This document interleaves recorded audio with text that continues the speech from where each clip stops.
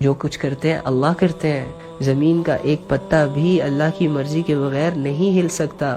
ایک پتا جب درخت سے ٹوٹتا ہے وہ کتنی سلوٹیں اور کتنی کروٹیں بدل بدل کر زمین کی تہہ کو لگتا ہے، اللہ کو وہ بھی معلوم ہے. پہاڑ کے اندر پتھر ہے اور اس پتھر کے اندر چھوٹی سی مخلوق ہے، اللہ تعالیٰ اس کو بھی رزق دیتے ہیں. سمندر ہے، سمندر کی گہرائیوں میں جہاں پر سورج کی کرنیں جانا بند ہو جاتی ہے، اس ان ڈیپتھ میں بھی اللہ تعالیٰ کی مخلوق ہے اور اللہ تعالیٰ اسے دیکھ رہے ہیں، اس سے واقف ہے اور اللہ ان کو کھلاتے ہیں پلاتے ہیں. اللہ تو ایسی ذات ہے بھائی.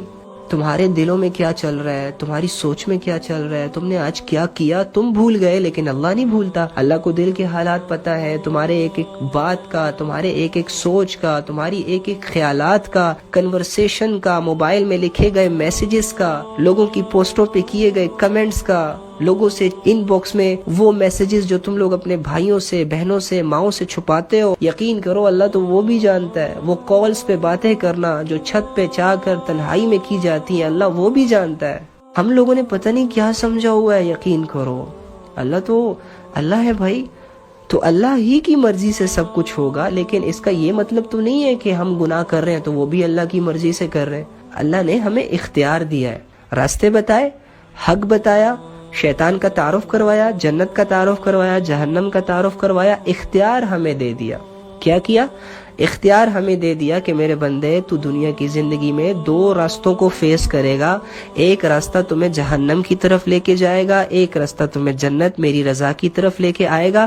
تو میرے بندے میں تمہیں صرف اتنا اختیار دیتا ہوں کہ تو اپنی مرضی سے جہاں چاہے جائے، جہاں چاہے جائے. بس اب یہ اختیار ہوتا ہے، یہ وہ فیصلہ ہوتا ہے جو ہمیں روزمرہ کی زندگی میں ہر کام کو کرتے ہوئے کرنا ہوتا ہے. نماز کا وقت ہے لیکن میں یہاں پر مجھے ٹیسٹ بھی ملا ہے، میں نے اسائنمنٹ بھی لکھنی ہے. اب ڈیسائیڈ تم نے کرنا ہے میرے بندے، تو اسائنمنٹ میں ہی لگا رہے یا نماز پڑھے. زنا بھی ہے، نکاح بھی ہے، مرضی تیری ہے، تو زنا کی طرف جاتا ہے، نکاح کی طرف جاتا ہے. ہاں یہ جو فیصلہ کرنے کی جو صلاحیت ہے یہ اللہ تعالیٰ نے ہمیں دی ہے. باقی میرے بندے تیری چاہت کے مطابق کچھ بھی نہیں ہوگا.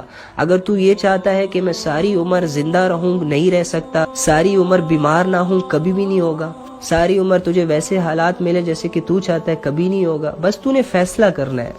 دو رستوں کی رہنمائی تو نے اپنی کرنی ہے کہ تو نے کس رستے پہ اپنے جسم کو ڈالنا ہے. اور ہاں، نیک رستے میں تیرا ساتھی ہوں، برے رستے میں شیطان تمہارا ساتھی ہے جو تمہارا کھلا دشمن ہے.